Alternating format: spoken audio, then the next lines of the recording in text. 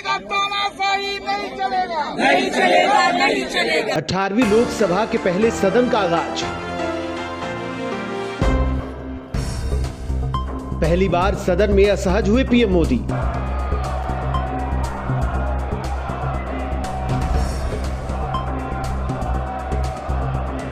विपक्षी दल सदन में सरकार को करेंगे परेशान।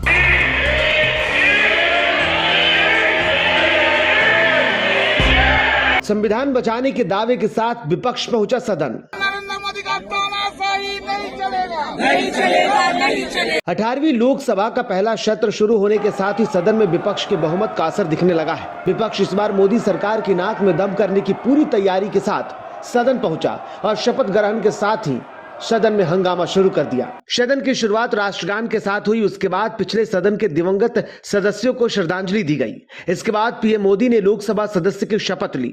शपथ के लिए पीएम मोदी के नाम की घोषणा हुई तो विपक्ष ने हंगामा किया और तो और कांग्रेस सांसद राहुल गांधी भी सदन में इशारे करते नजर आए।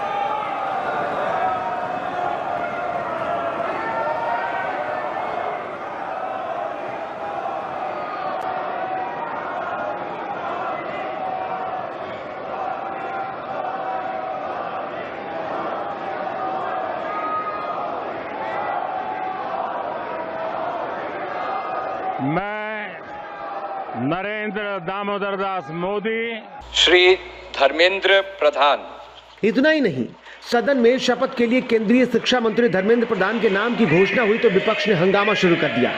बता दें कि विपक्ष ने नीट पेपर लीक मामले को लेकर पहले ही शिक्षा मंत्री से इस्तीफे की मांग कर चुकी है। हालांकि ऐसा नहीं कि पीएम मोदी विपक्ष के इस चाल से वाकिफ नहीं है।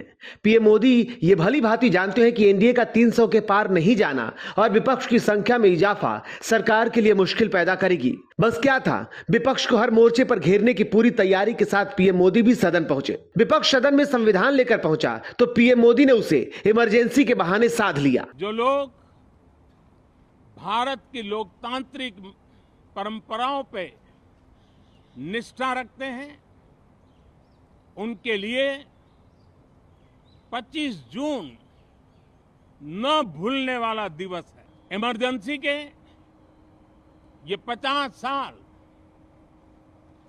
इस संकल्प के हैं कि हम गौरव के साथ हमारे संविधान की रक्षा करते हुए भारत के लोकतांत्रिक परंपराओं की रक्षा करते हुए देशवासी संकल्प लेंगे कि भारत में फिर कभी कोई ऐसी हिम्मत नहीं करेगा।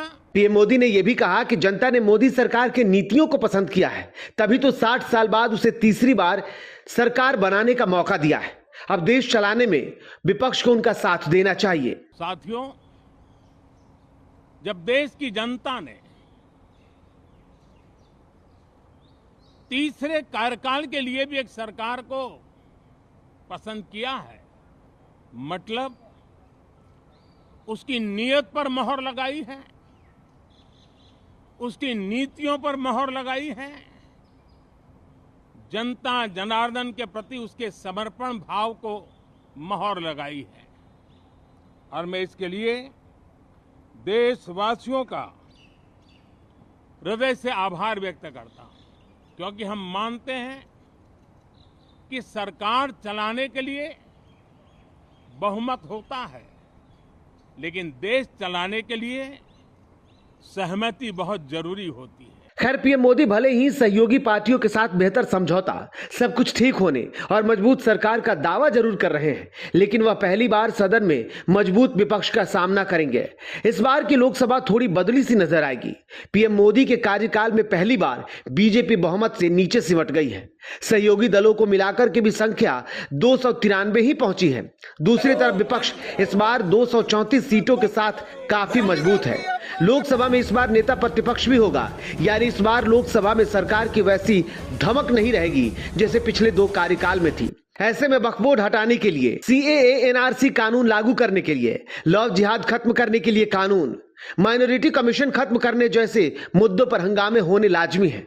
इतना ही नहीं, चुनाव से पहले विकास का सिर्फ झलक दिखाने का दावा करने वाले बीजेपी को बीमा क्षेत्र में बड़े सुधार करने के लिए एफडीआई सीमा को बढ़ाने वाले कानून, बीमा सुधार कानून, साइबर सुरक्षा, एआई, गोपनीयता और अन्य जरूरी सोशल मीडिया क्षेत्रों को ध्यान में रखकर बनाए गए डिजिटल इंडिया एक्ट किसानों को बेहतर बीज उपलब्ध कराने के उद्देश्य से बीज बिल 1966 की जगह तैयार नया विधेयक, बीज विधेयक और बिजली क्षेत्र में मोबाइल कंपनियों की तरह बिजली कंपनियों को लाइसेंस देने की वकालत करने वाले बिजली संशोधन विधेयक 2022 की सदन में पास नहीं होने की पूरी संभावना है। इन बिलों के साथ ही साथ आईबीसी संशोधन विधेयक, कीटनाशक प्रबंधन विधेयक, औषधि, चिकित्सा उपकरण और प्रसाधन सामग्री विधेयक 2023 सहित प्रमुख विधेयकों के पारित होने में देरी हो सकती है। ऐसे में देखना होगा कि पीएम मोदी पूर्ण बहुमत वाले अपने 2 कार्यकाल के मुकाबले इस गठबंधन वाली सरकार में जहां विपक्ष मजबूत है वहां कितना विकास कर पाते हैं, ये तो वक्त ही बताएगा। Team the outpost.